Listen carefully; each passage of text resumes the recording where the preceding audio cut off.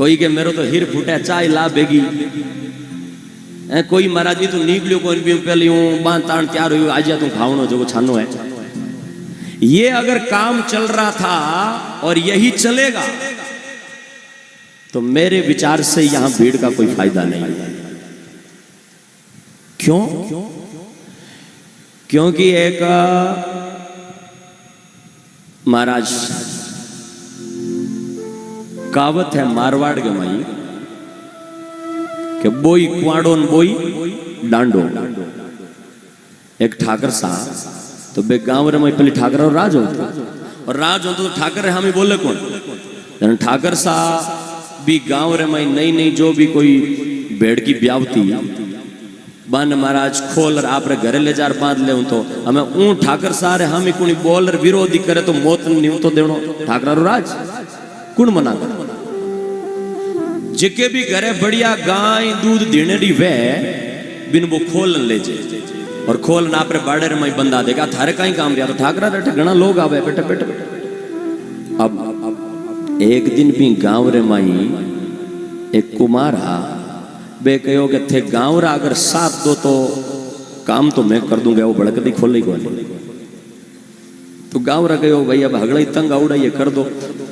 वो कुमार महाराज रात में गया और रात में जान भी आड़े खूंटे माते जीती भी नई नई ब्याड़ी गाय भैंसा बन खोल अगले गांव गाती है। सुबह ठाकर सा कहो भाई वो काम कण करियो, कोई हानि करी ना ठाकर सा कहो मेरे कने एक देवी री मूर्ति है सिद्ध और भी मूर्ति रगन कहो कि मीने कठों आओ नहीं हाथ लगाओ तो जी को चोर हुई भी हाथ चिपक जाए। पहली क्या कि चोर ने पकड़ने की तरकीब होया कर दी, चोर की दाढ़ी में तिनका तो फट वो हाथ लगावे पकड़ी जाऊं तो कोई चोर है। ठाकर साहब वही काम करियो भाई मूर्ति चोर हुई वो करने आए ना काम पी, लेकिन फिर भी देखे कोई बात नहीं लग जाता है, कई बार सिद्धि होती है। तो सारा गांव निकल गया और सारो गांव निकलने के बाद में भी की हाथ नहीं चिपकियो। ठाकर साहब कहो रे एड़ो कहीं कणी चोरी करी कौन करी, लेकिन कहो गांव पूरो तो आ गयो। बोले गांव पूरो आयो नहीं है, एक पे कुमार जी आया नहीं है। तो बोले बाऊ बात करो, मैंने पूछो भाई थे आया क्यों नहीं? बोले आज तुम्हारे काम हो तो बोले काले आओ जो। बोले ठीक है, सारो गांव फिर आओ जो काले, काल फिर बुलायो। लेकिन रात के मई कुमार मंदिर में विचार आयो कि बट हगड़ा रे हम हाथ चिपक गयो तो गांव रे मई बेइज्जती बहुत मोटी हुई। और जो ठाकर सारे कने देवी री मूर्ति है बेडी लिबेरी मूर्ति एक तालाब रे किनारे माथे और है, जी के तालाब रे किनारे माथे रोज कुमार मिट्टी खोदने रे वास्ते जावे, पण के परीक्षा तो ले आऊं चिपे नहीं चिपे ये नाटक है कहीं। वो बट गयो कान देखो कुलाड़ी डाल और ज्यों भी मूर्ति रे हाथ लगायो ना हाथ चिपक और वो काम पे मारा।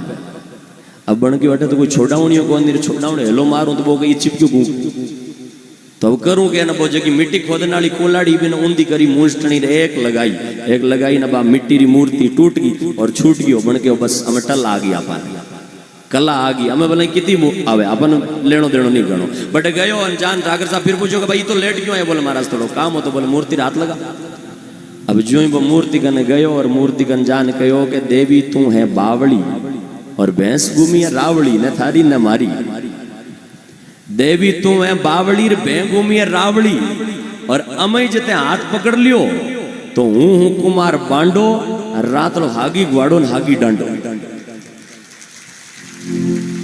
जे अगर अमय भी पकड़ लियो तो घना लोग हालात तो आ है कि वो हागी ग्वाड़ो हागी डांडो। और ऐसा अगर चलता रहेगा तो काम नहीं बनेगा।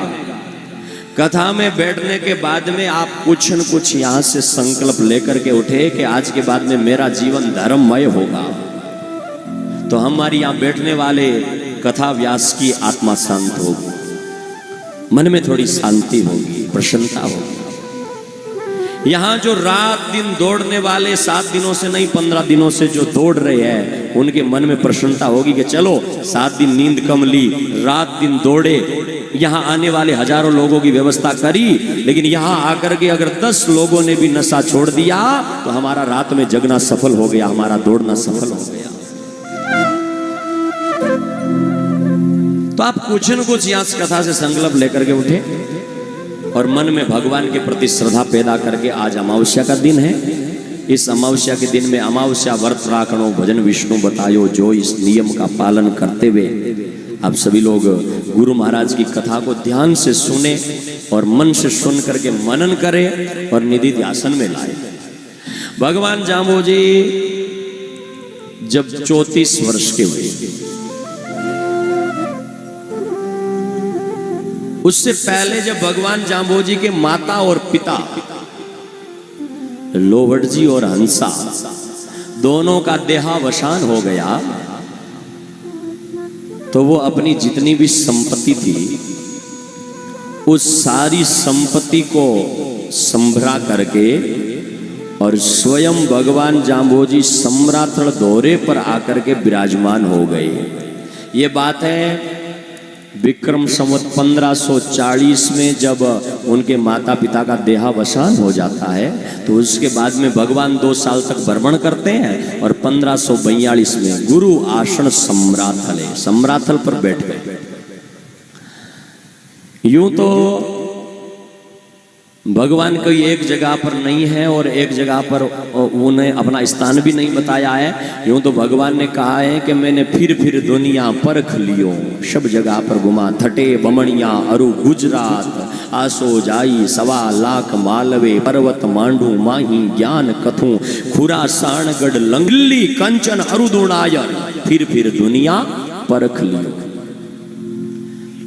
सब जगह भगवान ने भ्रमण किया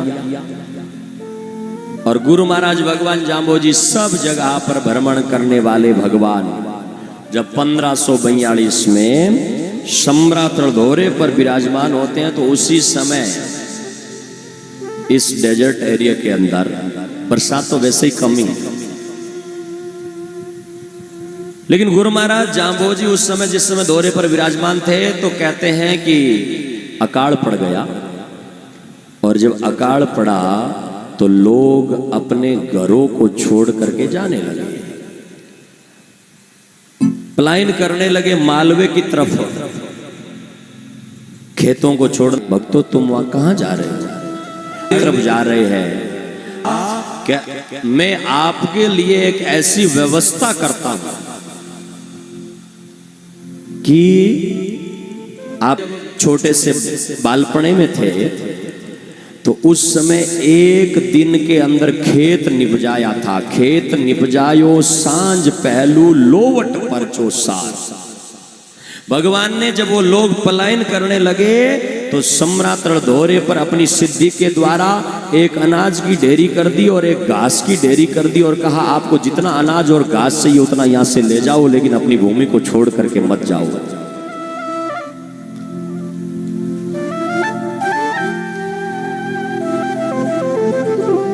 विजयनगर से दिलीप जी सियाग हमारे बीच में पधारे, जोरदार तालियों से उनका स्वागत और अभिनंदन करें। गुरु महाराज ने अनाज की ढेरी करके और कहा आप ले जाओ। सब लोग जो है वो 1 साल तक अनाज ले जाते रहे और अनाज ले जाते वाले में से गुरु महाराज ने कहा जितना आपको चाहिए ना उतना ही ले जाना, ज्यादा मत ले जाना। कुछ लोग ऐसे थे जिन्होंने मन में लालच कर लिया कि घर में लगता तो 5 किलो ही है, लेकिन 25 किलो लेकर के चले जाए। मार्ग में बाहर मरते और जब घर जाकर के तोलते तो 5 किलो ही निकलता। ऐसी भगवान की सिद्धि थी। पूरे महाराज समय तक वो अनाज साल भर देते रहे और देने के बाद में गुरु महाराज भगवान जाम्बोजी ने 1 साल जब पूरा हुआ तो उसके बाद में खेतों में जब अनाज पैदा हो गया, खेतों में अनाज हुआ तो लोग अनाज ले लेकर के वापस आने लगे कि महाराज आपने अकाल में अन्न दिया है और अब आप लोग जो हैं यहाँ अपना अनाज वापस ले लो। तब जाम्बोजी ने कहा ये अनाज मैंने वापस लेने के लिए नहीं दिया है, तुम्हारी अकाल में मैंने सहायता करी है। तो कुछ लोगों ने कहा गुरुदेव आप अनाज वापस नहीं लेंगे तो हमारे सिर पर ऋण रह जाएगा, क्योंकि कोई किसी को चीज देता है तो उसका कर्ज तो होता ही है, कर्ज रह जाएगा। भगवान ने कहा तुम्हारे सिर पर कर्ज नहीं रहेगा, मैं तुम्हें 29 नियमों की एक आचार संहिता देता हूं, ध्यान से सुनना। और उन 29 नियमों की आचार संहिता का अगर आप पालन करेंगे, अगर आप 29 नियमों को मानेंगे, तो बोले आपके सिर पर कर्ज नहीं रहेगा। आप इन 29 नियमों को मानो।